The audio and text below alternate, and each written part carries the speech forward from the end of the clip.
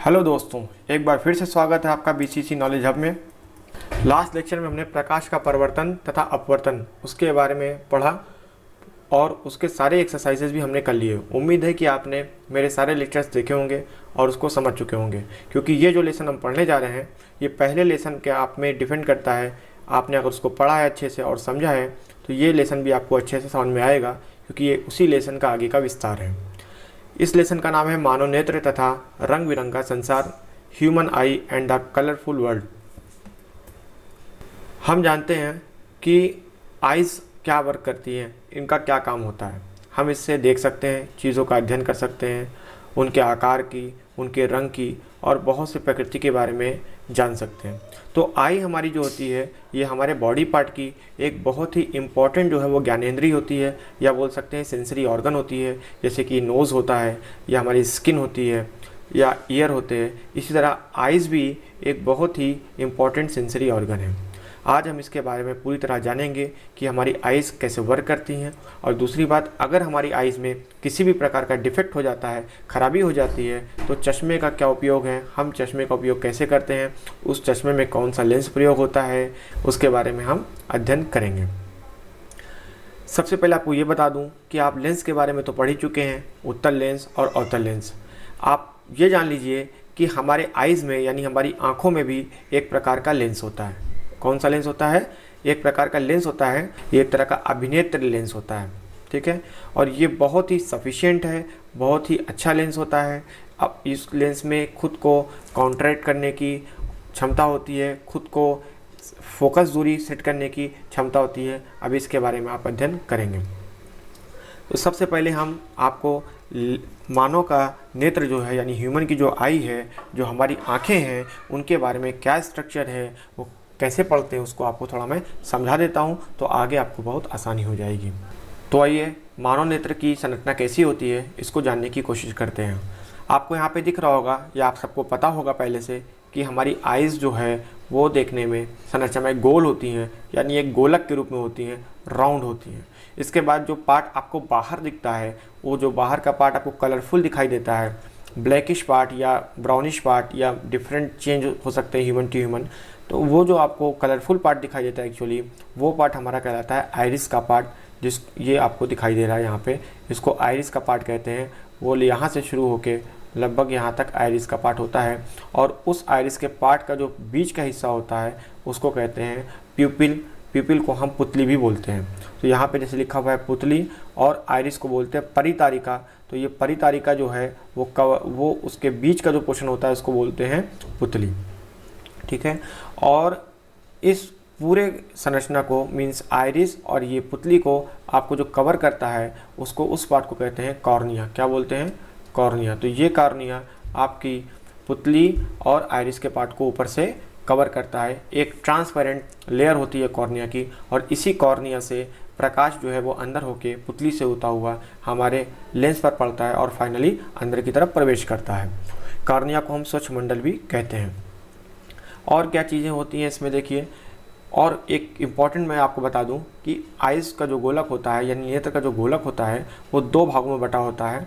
भाग एक हो गया जिसको कॉर्निया बोलते हैं, जो कि आगे का पोर्शन यहाँ से यहाँ तक का होता है, और भाग दो हो गया जिसको स्क्लेरा बोलते हैं। वो स्क्लेरा जो है वो पीछे की साइड होता है, यानी जो बचा हुआ भाग है ये, इसको बोलते हैं स्क्लेरा, ठीक है। तो ऊपर की लेयर एक्चुअली जो होती है बाहरी, इसको बोलते हैं स्क्लेरा, ये बाहरी लेयर होती है, ठीक है। इसके मिडिल की लेयर जो है वो, इसमें नर्व्स वगैरह जो आपकी ब्लड वेसल्स वगैरह हैं वो जाती हैं, और जो सबसे अंदर की लेयर होती है उसको बोलते हैं रेटिना। तो रेटिना के बारे में आपने सुना ही होगा बहुत। तो जब से अंदर की लेयर है वो क्या कहलाएगी? रेटिना कहलाएगी। वो लगभग यहाँ से लेके यहाँ तक जो है वो रेटिना की लेयर होती है, ठीक है। और आप देखेंगे रेटिना को क्या बोलते हैं? दृष्टिपटल भी बोलते हैं, आपके यहाँ पे दिया हुआ है। उसके बाद देखिए इमेज में दृक् तंत्रिका, जिसको हम बोलते हैं ऑप्टिक नर्व, ये आपकी ऑप्टिक नर्व है। यहाँ से ही सारे सेंसेस जो है वो बॉडी को यानी एक ब्रेन को जाते हैं। इसके बाद क्या है देखिए, क्रिस्टलीय लेंस है। आपको पता है लेंस इंपॉर्टेंट पार्ट है। ये आपका लेंस यहाँ पे सिचुएटेड है, इसको क्रिस्टलाइन जो है लेंस बोलते हैं। और इस लेंस को सपोर्ट करने के लिए भी कुछ मसल्स होती हैं। इस मसल्स को बोलते हैं सिलियरी मसल्स, जो कि यहाँ से कॉन्ट्रैक्ट होके इसको सपोर्ट करती है, लेंस को छोटा या बड़ा करने में सहायता करती हैं, जिसको पक्षमाभी पेशियाँ भी बोलते हैं। बाकी नेत्र गोलक के अंदर की ओर कुछ फ्लूइड भरा होता है, जिसको ह्यूमरस फ्लूइड कहते हैं, काचाभ द्रव बोलते हैं, जो कि नेत्र गोलक के अंदर भरा होता है। ये हो गया आपके नेत्र की पूरी संरचना, किस प्रकार से आपका नेत्र जो है स्ट्रक्चर्ड होता है, और काफ़ी कॉम्प्लिकेटेड इसका स्ट्रक्चर है, और धीरे धीरे आगे चल के हम इसको और अच्छे से समझ पाएंगे। यहाँ पे देखिए एक सिंप्लीफाइड फिगर मैंने बनाया है।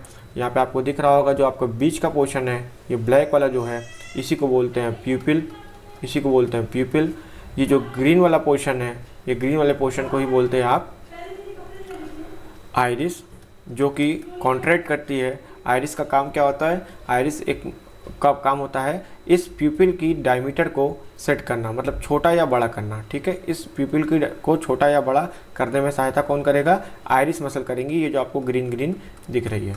बाकी जो वाइट पोर्शन आपको दिखता है बाहर से, ये वाइट पोर्शन पीछे तक पूरा होता है, इसी को बोलते हैं स्क्लेरा, जैसे कि मैंने आपको बताया है।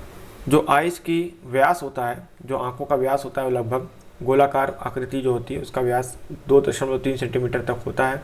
ठीक है, बाकी नेत्र में जो भी प्रकाश जो है प्रवेश करता है वो लेंस से होता हुआ जाता है। ठीक है, और लेंस और बाकी आपको संरचना मैंने ऑलरेडी बता दी है, फिर भी हम इसको थोड़ा और अच्छे से जानने की कोशिश करेंगे। देखिए मैंने आपको जैसे कि बताया स्क्लेरा यहाँ पे है, तो अगर आप आइस को सामने से देखते हैं तो ये पोर्शन देखिए वाइट वाला जो पीछे तक है, ये पूरा आपका स्क्लेरा हो गया। तो ये पोर्शन ही आपका क्या हो गया? वो स्क्लेरा हो गया। ठीक है, नेक्स्ट आप यहाँ देख सकते हैं किस प्रकार से आइस को जूम करके यहाँ पे दिखाया गया है इस पोर्शन में। तो आप ये देखिए यहाँ पे आपकी जो पुतली है वो बड़ी हो रही है, और बड़ी होने के बाद अंदर की संरचना इस प्रकार से आपको दिखेगी, जिसमें आपके ब्लड वेसल्स या वेन्स होंगे, और पीछे की साइड आपको देखिए यहाँ पे रेटिना कहीं ना कहीं दिख रहा है। यहाँ पे आपको क्या रेटिना दिख रहा है? तो ये बाहर का पोर्शन ब्लैक आपका आइरिस, फिर ये आपकी पुतली हो गई, ठीक है, प्यूपिल, और उसके अंदर आपका देखेंगे तो रेटिना होगा। इसके बीच में कहीं ना कहीं अंदर ही यहीं पे रेटिना से पहले हमारा लेंस सिचुएटेड होगा। ठीक है, लेंस के थ्रू, आपके आइज़ के थ्रू कैसे इमेज बनती है उसके बारे में धीरे धीरे आगे आप पढ़ेंगे। तो जैसे कि मैंने आपको यहाँ पे फिगर बता दिया है कि किस प्रकार से यहाँ पे जो भी इमेज है वो हमेशा रेटिना पे जाती है। जो पीछे आपका रेटिना है, यहीं पे इमेज का फॉर्मेशन होता है। तो रेटिना नोन है इमेज फॉर्मेशन के लिए, इसमें ही इमेज का फॉर्मेशन होगा। जो भी लाइट अंदर जाएगी वो जाने के बाद यहाँ से वो रेटिना पर फोकस हो जाती है, और वहाँ से इमेज का फॉर्मेशन होता है। तो आपकी आइज़ कहीं ना कहीं लगभग एक कैमरे की तरह ही वर्क करती है।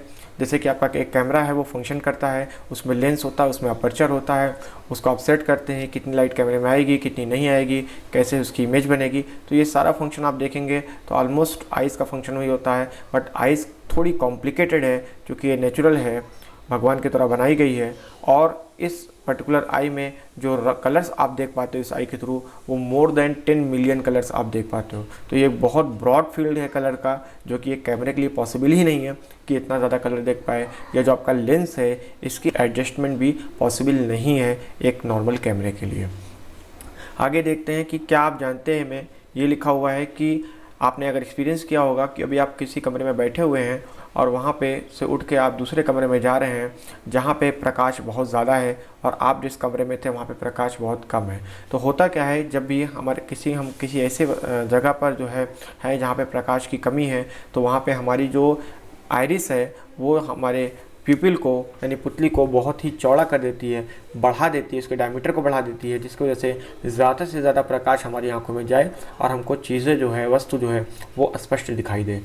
पर जैसे ही हम उस कमरे से उठ के वो ऐसे कमरे में गए, ऐसे जगह पर गए जहाँ पे प्रकाश बहुत ज़्यादा है, तो हम क्या अनुभव करेंगे देखिएगा, हमको आँखों में अजीब सा वो लाइट लगती है, बहुत ज़्यादा कह सकते हैं स्ट्रेंथ की लाइट लगती है, और हम कभी हम अपनी आंखें भी बंद कर लेते हैं या छोटी करने का प्रयास करते हैं।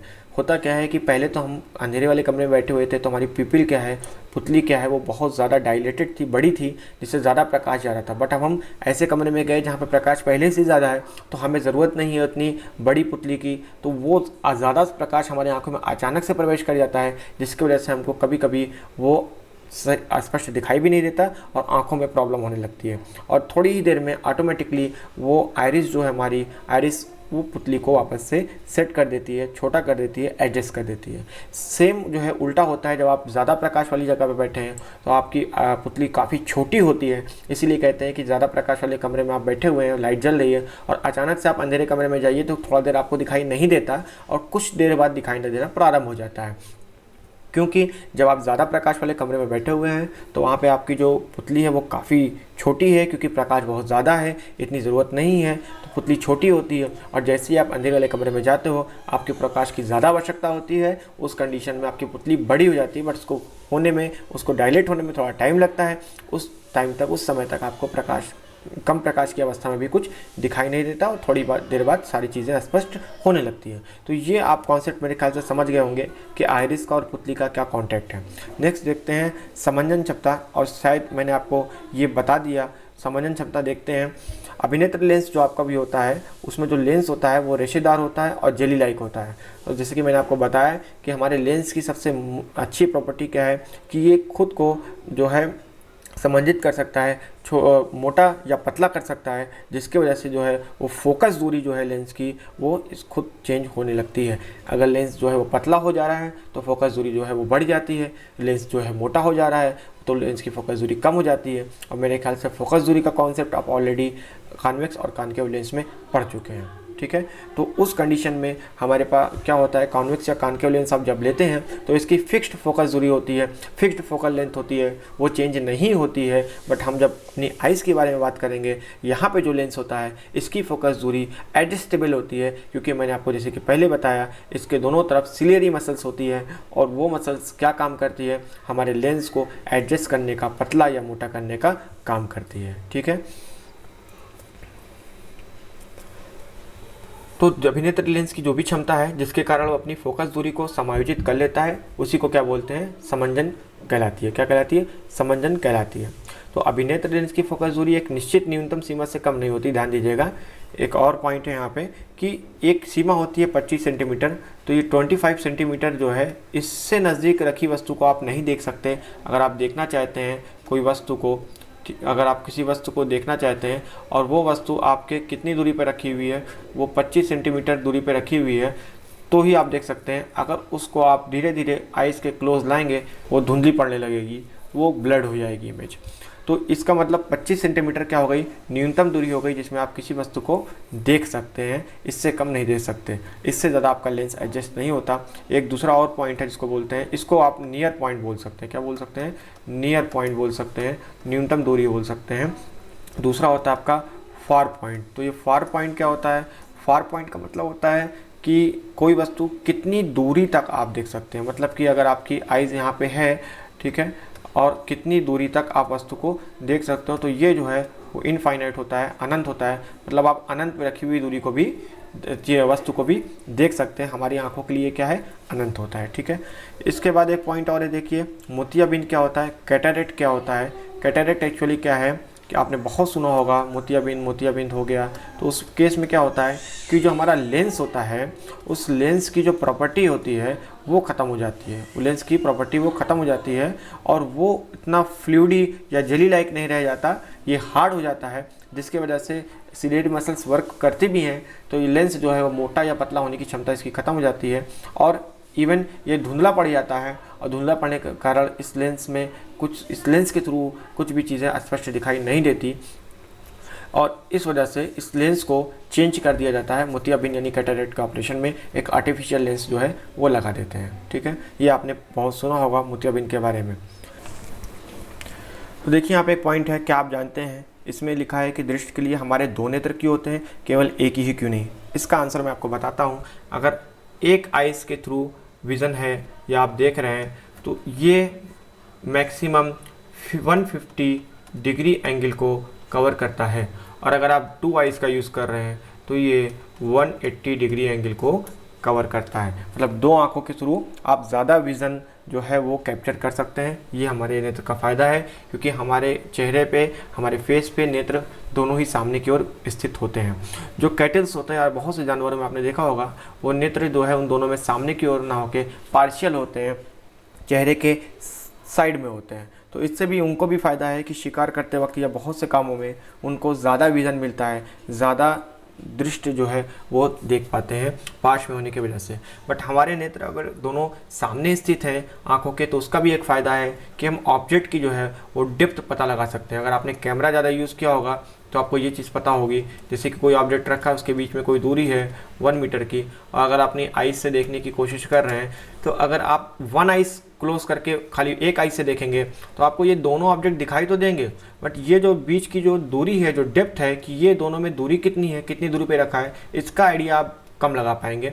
और अगर आप दोनों आइज़ का यूज़ कर रहे हैं, दोनों आइज़ खोल के इसको देख रहे हैं, तो आपको पता लग जाएगा दूर से कि ये ऑब्जेक्ट और ये ऑब्जेक्ट के बीच की दूरी कितनी है। एग्जैक्ट 1 मीटर तो आप नहीं पता लगा सकते हैं, बट आपको पता लगेगा कि ये दोनों ऑब्जेक्ट एक दूसरे से कुछ दूरी पर रखे हुए हैं। तो ये हमारे दोनों आइज़ का जो है वो फ़ायदा है, जिसको बोलते हैं त्रिविम चाबुकी जो है वो लाभ है, जिसको बोलते हैं हिंदी में, जिसकी वजह से हम इस प्रकार से चीज़ों को आसानी से देख सकते हैं। नेक्स्ट क्वेश्चन आता है दृष्टि दोष क्या है, उसका संशोधन क्या है। आई साइट खराब हो जाना बहुत ही कॉमन एग्जाम्पल है, आपने सुना होगा कि आँख खराब हो गई है, या नज़र कमज़ोर हो गई है, या इनको चश्मा लग गया है, इनकी दूर की आँख खराब है, इनकी नज़दीक की आँख खराब है। ठीक है, तो ये बहुत सारे कॉन्सेप्ट्स हैं, थोड़ा कंफ्यूजिंग है बट बहुत ही आसान है। अगर आप ठीक से पढ़ेंगे तो आपको आसानी से फट से समझ में आ जाएगा इसको। दृष्टि दोष कितने प्रकार का हो गया। पहला होता है निकट दृष्टि दोष, जिसको मायोपिया कहते हैं, और दूसरा होता है दूर दृष्टि दोष, जिसको बोलते हैं हाइपरमेट्रोपिया। तो निकट दृष्टि दोष जिसको बोलते हैं मायोपिया। मायोपिया क्या होता है इसको हम पहले समझेंगे। मायोपिया में होता क्या है कि मायोपिया में बेसिकली आपको निकट दृष्टि दोष क्यों बोलते हैं, क्योंकि जो ऑब्जेक्ट की इमेज है वो थोड़ा पास बनने लगती है, आँखों के थोड़ा करीब बनने लगती है। और इस जो है निकट दृष्टि दोष में क्या होता है कि आपको निकट की दृष्टि तो चीज़ें जो है वो आसानी से दिख जाती हैं, और बट दूर की चीज़ें जो है वो नहीं दिख सकती जी, इसीलिए इसको निकट दृष्टि दोष बोलते हैं। हम थोड़ा और समझेंगे इसको ठीक से इस एग्जाम्पल से। तो यहाँ पे आप देख सकते हैं कि मायोपिया आई है, ये किस प्रकार से, देखिए कॉर्निया आपका यहाँ पे दिया हुआ है, शायद आपको बच्चे से समझ में आ रहा होगा। ये देखिए आपका कॉर्निया दिया हुआ है, ये जो पोर्शन है बस यहीं तक पोर्शन इसको कॉर्निया बोलते हैं। और उसके बाद आपका देखिए अंदर की ओर वो पिपिल एरिया है जो कि ये है, और अंदर की तरफ यहाँ पे आपका लेंस दिया हुआ है, और ये आपकी मसल्स हैं, ये मसल्स ही जो है वो उसको बोलते हैं आइरिस, जो कि आपके पिपिल के एरिया को एडजस्ट कर रही हैं। और लेंस भी देखिए एक ये और ये दो मसल से जुड़ा है, जिसको बोलते हैं सिलियरी मसल्स। आई थिंक यहाँ पे आपको स्ट्रक्चर ज़्यादा अच्छे से क्लियर हो रहा है। अब देखिए किसी भी रीज़न से हो सकता है आपके लेंस में डिफेक्ट आ जाए। लेंस मीन्स आपकी जो सिलेरी मसल्स हैं वो प्रॉपर जो है वो कंट्रोल नहीं कर पा रही हैं लेंस को, उसकी मोटाई या पतलाई को एडजस्ट नहीं कर पा रही हैं, या कह दें कि गोलक में, मतलब जो लेंस का देखिए गोला है उसमें कुछ फ़र्क आ जाए, तो आपका इमेज जो है वो कहाँ बनने लग रहा है, रेटिना से पहले। तो यूजुअली इमेज कहाँ बननी चाहिए, इमेज रेटिना यहाँ पे है, तो इमेज कहीं ना कहीं देखिए रेटिना पे बननी चाहिए, बट इमेज वो आगे या पीछे बनने लग रही है, तो उस रेटिना से पहले बनने लग रही है, उस वजह से इसको बोलते हैं निकट दृष्टि दोष। ये देखिए यहाँ पे आपकी इमेज बनने लग रही है। इसका सॉल्यूशन है, आपको हमेशा कैसा लेंस यूज़ करना पड़ेगा, आपको अवतल लेंस जो है वो यूज़ करना पड़ेगा। अगर आप अवतल लेंस का यूज़ कर रहे हैं तो आपको इस दृष्टि दोष में आसानी हो सकती है। इसके बारे में फिगर्स अच्छे से डिटेल आगे देखेंगे। दूसरा है आपका हाइपरमेट्रोपिया, जिसको बोलते हैं दूर दृष्टि दोष। दूर दृष्टि दोष में क्या होता है, इसमें जो इमेज है वो जस्ट अपोजिट होता है, रेटिना के पहले ना बन के रेटिना के बाद बनने लगती है। तो देखिए यहाँ पे इमेज का फॉर्मेशन यहाँ पे कैसे हो रहा है, रेटिना के पहले यहाँ पे कहीं इमेज का फॉर्मेशन हो रहा है, रेटिना के बाद में। तो इमेज जो है वो रेटिना के बाद में बन रही है, ना कि रेटिना पे बन रही है। तो दोनों आप मेरे ख्याल से समझ गए। निकट दृष्टि दोष में क्या है, निकट क्यों बोलते हैं, क्योंकि इमेज जो है वो निकट बनने लगती है और करीब में बनने लगती है, मतलब रेटिना के पहले बनने लगती है। और दूर दृष्टि दोष में इमेज कैसी बन रही है, रेटिना से दूर बन रही है, ठीक है, यानी रेटिना के पीछे बन रही है। और दूसरी वाली कंडीशन में यानी हाइपरमेट्रोपिया में आप कौन सा लेंस प्रयोग कर सकते हैं, उत्तल लेंस का उपयोग कर सकते हैं, और ये दृष्टि दोष को दूर कर सकते हैं। अब हम जानेंगे कि उत्तल और अवतल लेंस का प्रयोग करके कैसे इसको जो है वो ठीक किया जा सकता है। यहाँ पे देखिए इस पहले रो में देखिए जो फिगर्स बने हुए हैं, यहाँ पे कौन सा दृष्टि दोष आपको दिखाई दे रहा है, ये हमारा निकट दृष्टि दोष है। तो नॉर्मल केसेस में क्या होता है, अगर ये आपका ऑब्जेक्ट है तो देखिए लेंस के थ्रू इमेज कहाँ बन रही है, रेटिना पे बन रही है। मगर जब भी दोष हो गया, दोष होने के बाद जो आपकी इमेज है वो कहाँ बन रही है, यहाँ बन रही है, कहीं ना कहीं रेटिना से पहले बन रही है, जबकि बनना यहाँ पे चाहिए था। इमेज बनाने का आपको मुझे बताना नहीं, आई थिंक आप पहले ही पढ़ चुके हैं, डायग्राम्स कैसे बनते हैं आपको अच्छे से पता है। अगर हम इसके सामने कौन सा लेंस उपयोग कर दें, हम अवतल लेंस का उपयोग कर दें, ठीक है। तो अवतल लेंस का उपयोग करने पे इमेज वापस से कहाँ फॉर्मेशन हो रहा है, वो यहाँ पर हो रहा है। दूरदृष्टि दोष की बात करते हैं, तो दूरदृष्टि दोष में क्या होता है, नज़दीक की चीज़ें वो साफ नहीं दिखाई देती। तो अगर कोई ऑब्जेक्ट यहाँ रखा है तो नॉर्मल कंडीशन में रेटिना पे इमेज बन रही है, ऑब्जेक्ट आपको सही है, दिख रहा है आपको। मगर जैसे ही क्या होता है कि दृष्टि दोष हो गया, उस कंडीशन में क्या होगा कि इमेज कहाँ बन गई, रेटिना के पीछे, जैसे मैंने आपको अभी दिखाया। तो रेटिना के पीछे बनने के बाद अब हम क्या करेंगे, कौन सा लेंस उपयोग करेंगे, उत्तल लेंस का उपयोग करेंगे। और उत्तल लेंस का उपयोग करने पे क्या होता है कि ये जो इमेज है ये कहीं ना कहीं यहाँ से आती हुई प्रतीत होंगी और फिर आपकी जो फॉर्मेशन है वो हमेशा रेटिना पे हो जाएगा। तो इस प्रकार से उत्तल और अवतल लेंस का उपयोग करके हम दूरकट या दूर दृष्टि दोष को सही कर सकते हैं। और हमारे चश्मे में जो हम लगाते हैं पावर लेंस, उसमें भी डिपेंड करता है कि किसको कौन सा दोष है, उस हिसाब से उसको उत्तल या अवतल लेंस का प्रयोग करना पड़ता है। मैंने ज़्यादा डिटेल में आपको लेंस का वहाँ फंक्शन नहीं बताया, क्योंकि ऑलरेडी आप लेंस का फंक्शन पहले से पढ़ चुके हैं और इसको आप खुद भी प्रैक्टिस कर सकते हैं। अब बात आती है थर्ड नंबर पे, जरा दूर दृष्टिता की, जिसको बोलते हैं प्रेस बायोपिया। ये एक्चुअली प्रेस बायोपिया क्या होती है, एज पे डिपेंड करती है। बहुत ही ओल्ड एज होने पे जो आपका लेंस होता है उसकी क्षमता बहुत ही कम हो जाती है। इवन आपकी जो सिलेरी वेसल्स उसकी क्षमता कम हो जाती है, जिससे आपको जो है निकट की, ज़्यादातर केसेस में निकट की चीज़ें नहीं दिखाई देती हैं, ठीक है। और धीरे धीरे आपकी जो पश्चमाभी पेशियाँ हैं, जिसको वो सिलेरी मसल्स मैंने बताया, ये कैसी हो जाती है, दुर्बल हो जाती हैं और लेंस जो है वो क्रिस्टली हो जाता है। मैंने आपको बताया, मतलब लेंस में भी लचीलापन नहीं होता और जो मसल्स हैं जो लेंस को कंट्रोल कर रही हैं उसमें भी लचीलापन नहीं होता। इस वजह से जो है ये प्रॉब्लम आती है और इसको दूर करने के लिए हम चश्मे का प्रयोग करते हैं या लेंसेज का प्रयोग करते हैं। और कभी कभी ऐसा भी होता है कि निकट और दूर दोनों दृष्टि दोष एक साथ हो जाता है, उस केसेस में हम बाईफोकल लेंस का उपयोग करते हैं। कौन सा, बाईफोकल लेंस का उपयोग करते हैं। आपने देखा होगा बहुत से चश्मे में बहुत से ग्लास होते हैं जिसमें कि ऊपर की तरफ जो है वो दूसरा लेंस होता है और नीचे की तरफ वो दूसरा लेंस होता है, ठीक है। यूजुअली इस तरह से बाईफोकल लेंस भी यूज़ किया जा सकता है। ये हो गई लेंसेज की बात, दृष्टि दोष की बात। कुछ प्रश्न दिए गए हैं, आसान ही है। नेत्र की समंजन क्षमता से क्या अभिप्राय है कि नेत्र के जो लेंसेज हैं वो एक दूसरे को एडजस्ट कर सकते हैं अपनी फोकल लेंथ चेंज करके, और दूर या पास की रखी हुई वस्तुओं को आसानी से देख सकते हैं। निकट दृष्टि दोष का कोई व्यक्ति 1.2 मीटर से अधिक दूरी पर रखी वस्तुओं को सुस्पष्ट नहीं देख सकता। ऑब्वियस सी बात है, अगर निकट दृष्टि दोष है तो आप ज़्यादा दूर रखी वस्तु को जो आसानी से नहीं देख पाएंगे। तो इस दोष को दूर करने के लिए कौन सा लेंस उपयोग करना चाहिए, आपको अवतल लेंस का उपयोग करना चाहिए। मानव नेत्र की समान दृष्टि के लिए बिंदु तथा निकट बिंदु नेत्र से कितनी दूरी पर स्थित होते हैं। समान नेत्र के लिए जो है निकट बिंदु आपका कितना है, 25 सेंटीमीटर, और दूर कितना है, वो इनफाइनाइट माना गया है। तो अंतिम पंक्ति में बैठे किसी विद्यार्थी को श्याम पट्ट पढ़ने में कठिनाई हो रही है, विद्यार्थी किस दृष्टि दोष से पीड़ित है, इससे किस प्रकार का संयोजन किया जा सकता है। ये क्वेश्चन पर आप खुद विचार करें और इसको सोचें। नहीं आएगा तो मैं आपको कमेंट में लिखेंगे तो मैं आपको बता दूंगा। मैं चाहता हूँ कि आप ना खुद भी इस पर ब्रेन लगाएं, और चूँकि आप इतना पढ़ चुके हैं तो आपको इस आइडिया हो जाना चाहिए। फिर आता है नेक्स्ट पॉइंट 11.3, जिसमें कि प्रिज्म से प्रकाश का अपवर्तन। अब ये नया टर्म आ गया, प्रिज्म। प्रिज्म क्या होता है, तो इसके लिए आप घबराइए मत, मैं आपको बता देता हूँ बहुत आसान तरीके से।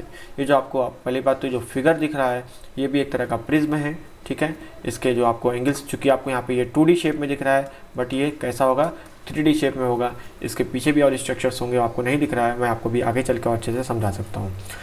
प्रिज्म क्या क्या है, प्रिज्म का क्या क्या, प्रिज्म के बारे में पहले जाने कि स्लैब से कैसे अलग होता है। स्लैब के बारे में आप पढ़ चुके हैं कि स्लैब में कैसे जो है वो प्रकाश एंटर करता है और फिर विचलित होकर बाहर निकल जाता है। ग्लास स्लैब में मैंने आपको पहले भी पढ़ा चुका है।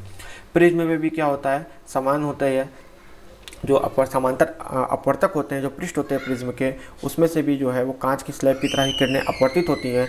बट चूँकि यहाँ जो इसके कह सकते हैं जो साइड्स हैं प्रिज्म की, वो अलग अलग एंगल पे होती हैं, जिसकी वजह से अपवर्तन में थोड़ा सा क्या होता है कि चेंज आपको दिखाई देता है, और जो है वो अलग प्रॉपर्टीज़ दर्शाता है किसी भी प्रकाश के लिए, अगर ये प्रिज्म से गुजरता है तो यहाँ पे देखिए कांच के एक त्रिभुज प्रिज्म पर विचार करिए। इसको 2 त्रिभुजाकार आधार होते हैं, 3 आयताकार पृष्ठ होते हैं। ये पृष्ठ एक दूसरे पर झुके होते हैं। इसके 2 पार्श्व फलकों के बीच के कोण को प्रिज्म कोण कहते हैं। ठीक है, मैं आपको दिखा देता हूँ। देखिए ये डायग्राम है, ये हमारा प्रिज्म हो गया।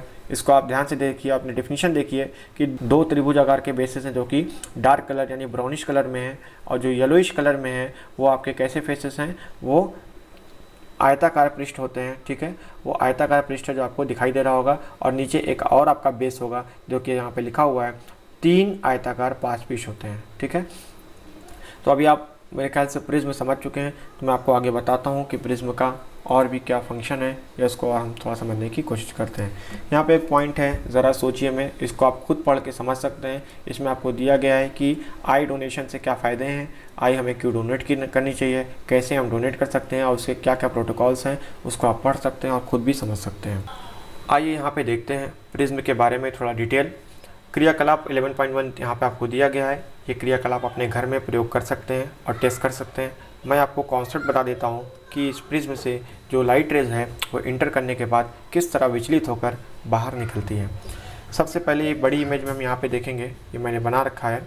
इस इमेज में जो पी ई है, मीन्स ये पी और ई है, यहाँ तक ई मान लेते हैं इस पॉइंट को, तो ये पी ई आपका आपतित किरण के लिए है, मतलब इंसिडेंट रे के लिए है, जो प्रकाश हमारा यहाँ से आ रहा है। ठीक है, अब ये पी प्रकाश आने के बाद जो कोण बनाएगा वो कौन सा कोण बनाएगा, इंसिडेंट एंगल बनाएगा। मैंने आपको पहले बताया, क्योंकि इंसिडेंट रे है तो ये कोण भी कौन सा बनाएगा, एंगल कौन सा बनाएगा, आपतन कोण यानी इंसिडेंट एंगल बनाएगा। जैसे कि यहाँ आपको दिया गया हुआ है, ये आपतन कोण बनाएगा। अपवर्तन कोण आपका कहीं ना कहीं यहाँ पे आपको दिख जाएगा।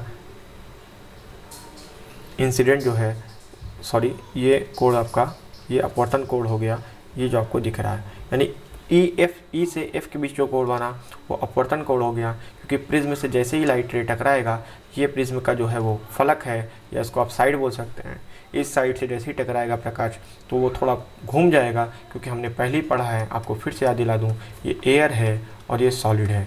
तो एयर से सॉलिड में आने के बाद अपवर्तन के नियम के अनुसार जो है अभिलंब को आप देखेंगे, तो अभिलंब के अनुसार जो भी ये प्रकाश वो थोड़ा डिफ्लेक्ट हो जाएगा, और डिफ्लेक्ट होने के बाद इस तरह से रिफ्रैक्शन एंगल बनाता हुआ इस वाले फलक पे यानी इस एंगल पे पड़ेगा। और जैसे इस एंगल पे पड़ेगा, वहाँ से प्रकाश फिर वापस से एयर में आ गया, मतलब एयर से आया सॉलिड में, और सॉलिड से आया फिर कैसे, एयर में। तो जैसे एयर में आएगा, फिर से नियम के अनुसार, अपवर्तन के नियम के अनुसार वो फिर से डेविएट हो जाएगा। तो एफ़ और एस हम कह सकते हैं, एफ़ और एस के बीच में जो भी एंगल वो बनाएगा उसको निर्गत जो है कोण कहते हैं। एग्जिट जो है वो एंगल कहते हैं, और वो एग्जिट एंगल हम यहाँ पे देख सकते हैं ई। ठीक है, तो ये आपको कॉन्सेप्ट समझ में आ गया होगा कि किस प्रकार से प्रकाश आ रहा है, और प्रकाश वो जो है बाहर प्रिज्म से निकल जा रहा है। 2 जगह अपवर्तन हुआ, एक यहाँ पे भी अपवर्तन हो रहा है, एक यहाँ पे भी अपवर्तन हो रहा है, और दोनों नियम के अनुसार पहले तो एयर में था, फिर सॉलिड में गया, और फिर जो है वो एयर में हो गया। तो इस प्रकार से प्रकाश देखिए आप काफ़ी विचलित हो गया। प्रकाश का आपको विचलन कोण अगर निकालना है, तो विचलन कोण निकालने के लिए हमेशा इसको आप पीछे की तरफ बढ़ा दीजिए। यहाँ से जो आपकी इंसिडेंट रे थी, यहाँ पे कहीं ना कहीं अगर विचलित नहीं होती तो आपकी इंसिडेंट रे यहाँ से जानी चाहिए थी, सीधी यहाँ से आके वो यहाँ से निकलनी चाहिए थी, और ये जो है कहीं ना कहीं इसको आप पीछे बढ़ाएंगे तो यहाँ पे जाके मिलता है। तो ये जो एंगल है एक्चुअली आपका, यही एंगल आपका कहलाता है विचलन कोण, या एंगल डी कहलाता है। ठीक है, ये पूरा प्रकाश का बताता है कि प्रकाश आपका कितना डेविएट, कितना विचलित हुआ है इस प्रिज्म में जाने के बाद। ठीक है, तो अभी आपको ये क्लियर हो गया थोड़ा कि किस प्रकार से इंसिडेंट और ये जो आपतन या अपवर्तन कोण है बनता है, निर्गत कोण बनता है, प्रिज्म कैसा दिखता है, और प्रिज्म से प्रकाश जाने के बाद किस तरह हम उसको ड्रॉ कर सकते हैं। बेसिक है, अगर आपने शुरू के लेसन अच्छे से पढ़े हैं तो आपको इसमें मुश्किल नहीं आने वाली है। आगे देखते हैं, कॉन्सेप्ट है कि कांच के प्रिज्म के द्वारा श्वेत रंग का विक्षेपण। श्वेत रंग आप समझ गए, जिसको हम बोलते हैं वाइट लाइट। ठीक है, श्वेत प्रकाश मतलब वाइट लाइट। ये वाइट लाइट वही है जो सूर्य से आती है, तो सूर्य के थ्रू आती है वाइट लाइट जो कि सन से आती है। इसका हम विक्षेपण देखते हैं, डिस्पर्शन देखते हैं किस प्रकार से होता है। तो आपने बहुत ही सुना होगा कि सूर्य में के प्रकाश में बहुत सारे कलर होते हैं, विबग्योर भी शायद आपने सुना होगा, और 7 रंग के प्रकार के कलर होते हैं उसमें, या आपने इंद्रधनुष के बारे में सुना होगा। तो हम उसके बारे में थोड़ा जानने की कोशिश यहाँ पे करेंगे। जैसे ही वाइट लाइट जो है वो प्रिज्म पे पड़ती है, वो वाइट लाइट क्या होता है, यहाँ पे डिस्पर्स हो जाती है, मतलब सारे कलर्स जो है वो अलग हो जाते हैं। जो आपका रेड है वो अलग हो, ऑरेंज अलग, yellow, green, blue, indigo, violet, ये सारे ही कलर अलग हो गए।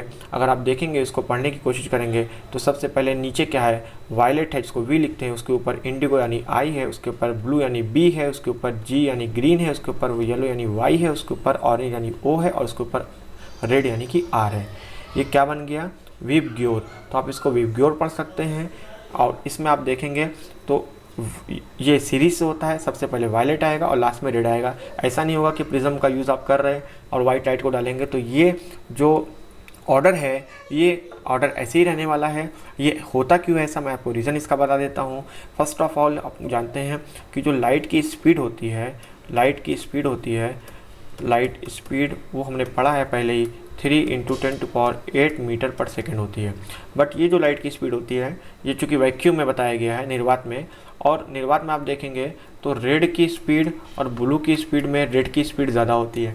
इसका मतलब ये है कि जितने कलर्स हैं वो कलर्स में हमेशा जो स्पीड का है थोड़ा बहुत डिफरेंस होता है, या स्पीड का डिफरेंस होता है, या हम कह सकते हैं कि वेवलेंथ का भी डिफरेंस होता है। तो इस वजह से जब भी ये वाइट लाइट जो है ये किसी भी प्रिज्म के सरफेस से पड़ती है, तो सभी जो प्रकाश होता है, यानी कह सकते हैं सभी किरणें जो होती है, चाहे वो रेड हो, चाहे वो ऑरेंज हो, चाहे येलो हो, या और बाकी जो किरणें हैं, उनकी प्रॉपर्टीज़ के कारण अलग अलग एंगल पे अपवर्तित होती हैं। तो जैसे मैंने आपको अपवर्तन का नियम बताया कि देखिए लाइट रेज यहाँ आके किस प्रकार से वो अपवर्तित हो रही है एक प्रिज्म से, तो यही नियम जो है वहाँ पे भी लागू हो रहा है। बट यहाँ पे क्या हो रहा है कि चूँकि अलग अलग प्रकाश की प्रॉपर्टीज़ के कारण, प्रकाश किरणों की प्रॉपर्टी के कारण ये अलग अलग एंगल पे अपवर्तित होती हैं, और इस प्रकार से यहाँ पे डिस्पर्स होके अलग अलग कलर में आपको दिखाई देने लगती हैं। इसको आप किसी स्क्रीन पे भी देख सकते हैं। तो ये हो गई वाइट लाइट की प्रॉपर्टी। बाकी आपको एक और चीज़ दी हुई है, क्रियाकलाप आप घर पे कर सकते हैं, इसको ट्राई कर सकते हैं। इसको करने के बाद आप और अच्छे से समझ सकते हैं कि किस प्रकार से ये डिस्पर्स होती है लाइट, और यही फंडा जो है आपके इंद्रधनुष में भी आपको दिखाई देता है। ठीक है, और इसको ही हम लाइट का स्पेक्ट्रम भी बोलते हैं। देखिए जो विबग्योर है ना, ये लाइट का स्पेक्ट्रम भी इसको बोला जाता है। इस जो बैंड आपको मिला है इसको लाइट का स्पेक्ट्रम बोलते हैं, जिसमें ये कि 7 कलर आपको दिखाई देते हैं। तो अगर आप देखेंगे यहाँ पे तो इस प्रकार से ये होता है। एक एनिमेशन के थ्रू मैं दिखाने की आपको कोशिश कर रहा हूँ। यहाँ पे देखिए, यहाँ पे लाइट प्रकाश आ रही है, लाइट की रेज आ रही है, और किस प्रकार से प्रिज्म में जाने के बाद ये डिस्पर्स हो जाती है। ठीक है, बाकी इसको समझने के लिए अच्छे से आप प्रैक्टिकल करके भी इसको एक्सपेरिमेंट घर में कर सकते हैं। नेक्स्ट पॉइंट हमारा लास्ट है इस लेक्चर का, कि जो भी साइंटिस्ट थे, बेसिकली हमारे जो न्यूटन साहब थे, इन्होंने सबसे पहले ट्राई किया देखने के लिए कि जो प्रकाश है वो बहुत सारे कलर से मिलकर बना होता है या उसका स्पेक्ट्रम होता है। तो इसके प्रयोग में उन्होंने क्या किया, उन्होंने 2 प्रिज्म लिए और दोनों को इस तरह एक उसके सामने इन्वर्टेड यानी उल्टा करके रखा, और देखा कि जो भी प्रकाश है वो अंदर जाने के बाद, प्रिज्म से क्रॉस होने के बाद वाइट लाइट का, वो कैसा डेविएट हो रहा है, यानी अपवर्तित हो रहा है। अपवर्तित होने के बाद फिर क्या है, वो दूसरे प्रिज्म में जा रहा है, और जाने के बाद फिर वापस से अपवर्तन के नियम के अनुसार वो एक ही लाइट बन के निकल रहा है। ठीक है, इस प्रकार से हो जाता है। यहाँ पर तो वो डेविएट हो गया, बट वापस से जब इसमें गया तो एक ही लाइट बन गया। तो कहने का मतलब है, सिंपल है, कि अगर आप जो लाइट है, लाइट रेज है, वाइट लाइट है, तो वाइट लाइट को जब भी आप किसी प्रिज्म के सरफेस पे डालोगे तो वो 7 जो है वो कलर्स में या 7 रेज में वो डिवाइड हो जाएगी। बट अगर आप 7 कलर्स को, इस 7 कलर्स को अगर किसी इन्वर्टेड प्रिज्म में इस तरह डाल दो, जैसे कि यहाँ पे जा रहा है ये, तो वो हमेशा एक वाइट लाइट के फॉर्म में आपको मिल जाएगी। तो ये वाइस वर्सा है, इसके जस्ट अपोजिट उन्होंने एक्सपेरिमेंट किया था। नेक्स्ट हम देखते हैं कि इंद्रधनुष के बारे में बहुत देर से चर्चा हो रही है, तो देखते हैं कि इंद्रधनुष में क्या होता है। इंद्रधनुष में वही होता है कि यहाँ पे जो हमारी बारिश हो गई सपोज दैट, और बारिश के बाद क्या हुआ कि हमको पता है कि हमारे एटमॉस्फेयर में कहीं ना कहीं ये ड्रॉपलेट्स जो है, वो छोटे छोटे टाइनी ड्रॉपलेट्स जो है वो एटमॉस्फेयर में होते ही हैं। और उसके बाद क्या हुआ, सन आ गया, और सन के बाद वो लाइट रेज पड़ी, उस पर्टिकुलर ड्रॉपलेट्स पे, बूंदों पर। तो उन वर्षा की बूंदों पर जो ड्रॉपलेट्स जो सनलाइट पड़ती है, उस सनलाइट की वजह से क्या होता है कि ये बूंदें जो है वो प्रिज्म की तरह काम करने लगती हैं, ठीक है। अब प्रिज्म को एक ध्यान दीजिएगा आप, ये मैंने शुरू में आपको बताया नहीं, बट प्रिज्म ध्यान दीजिएगा कि ऐसा नहीं कि प्रिज्म ये आपको ट्राइंगुलर शेप ऐसा दिख रहा है तो बस यही प्रिज्म हो गया। बहुत सारे ऑब्जेक्ट्स हैं जिनका कोई एक पर्टिकुलर पार्ट, कोई एक पर्टिकुलर शेप भी एज अ प्रिज्म काम कर सकता है, ठीक है। तो प्रिज्म का ये कॉन्सेप्ट है। प्रिज्म में एक है कि प्रिज्म को जो बेसिस हैं वो सामने सामने के बेसिस प्रिज्म के वो समान होते हैं, उनका शेप समान होता है, उनका क्रॉस सेक्शन एक होता है, ठीक है। बट ये शर्त नहीं है कि यही शेप होगा प्रिज्म, और भी शेप में हो सकते हैं। तो यहाँ पे देखिए वर्षा की बूंदें जो है प्रिज्म की तरह वर्क करने लगती हैं। और सूर्य का प्रकाश कैसे आता है मैं आपको दिखा रहा हूँ, इमेज के थ्रू यहाँ पे दिखा रहा हूँ कि सूर्य का प्रकाश आने के बाद यहाँ से टकराया बूंदों की, ये आपको मान लीजिए कि इस प्रिज्म का सरफेस है, और आने के बाद ये थोड़ा जो है डेविएट हो जाएगा, ठीक है। और होने के बाद इसका इंटरनल रिफ्लेक्शन होता है, और होने के बाद ये इस तरह से निकल जाता है। तो ये जो है आपको इस प्रकार से इंद्रधनुष बनता दिखाई देता है। अब आप हो सकता है यहाँ पे क्वेश्चन कर लो कि यहाँ पे ये इधर से ही क्यों नहीं निकल गया। तो ऐसा नहीं होता। अगर आप टोटल इंटरनल रिफ्लेक्शन या इंटरनल रिफ्लेक्शन का जो है वो कॉन्सेप्ट पढ़ेंगे, आगे हो सकता है आपके बुक में हो, तो आपको ये कॉन्सेप्ट भी समझ में आ जाएगा। ये भी एंगल पे डिपेंड करता है, क्योंकि यहाँ पे लाइट अंदर इंटर करने के बाद ऐसा एंगल इस फेस का नहीं होता कि वो लाइट बाहर जाए, वो अंदर ही रिफ्लेक्ट हो जाती है और फिर ये वाले फेस से ही निकल जाती है, ठीक है। ये अलग ही कॉन्सेप्ट है, आगे हम हो सकता है इस चैप्टर में भी देखें। तो हम ये समझिए कि इंद्रधनुष का निर्माण कैसे होता है। बाकी नेक्स्ट लेसन में हम देखेंगे, नेक्स्ट लेक्चर में हम देखेंगे वायुमंडलीय अपवर्तन क्या होता है, और उसके बारे में समझने की कोशिश करेंगे। तब तक के लिए जो भी आपको कॉन्सेप्ट बताया गया उसको पढ़िए। मुझे ऐसा लगता है कि मैंने पूरी कोशिश की आपको ये समझाने की, बट फिर भी कहीं अगर कोई कमी रह गई है या कोई कॉन्सेप्ट को मैंने अच्छे से नहीं समझाया है तो प्लीज़ कमेंट में मुझे लिखिए। और जो पहले लेक्चर पढ़ाए मैंने उसमें भी कोई कमी रह गई है, कहीं आपको कोई पॉइंट समझ में नहीं आया, कोई क्वेश्चन नहीं समझ में आया, तो प्लीज़ आप कमेंट में लिख के मुझे सजेस्ट करिए, तो I will improve that. And along with this आप प्लीज़ मेरा चैनल सब्सक्राइब करिए और लाइक करिए, ताकि हम आगे मोटिवेट हों और इस तरह की वीडियोस डालें और अपने चैनल को या वीडियोस को और इम्प्रूव करने की कोशिश करें। तब तक के लिए पढ़ते रहिए, अपना ख्याल रखिए, सोशल डिस्टेंसिंग मेंटेन रखिए, क्योंकि कोरोना का ये पैंडेमिक चल रहा है और इसमें आपको ऑनलाइन क्लासेस ही ज़्यादातर प्रेफरेबल है करने के लिए। तो प्लीज़ अपनी स्टडीज़ पे पूरा फोकस करिए और वेट करिए मेरे नेक्स्ट वीडियो के लिए। तब तक के लिए गुड बाय।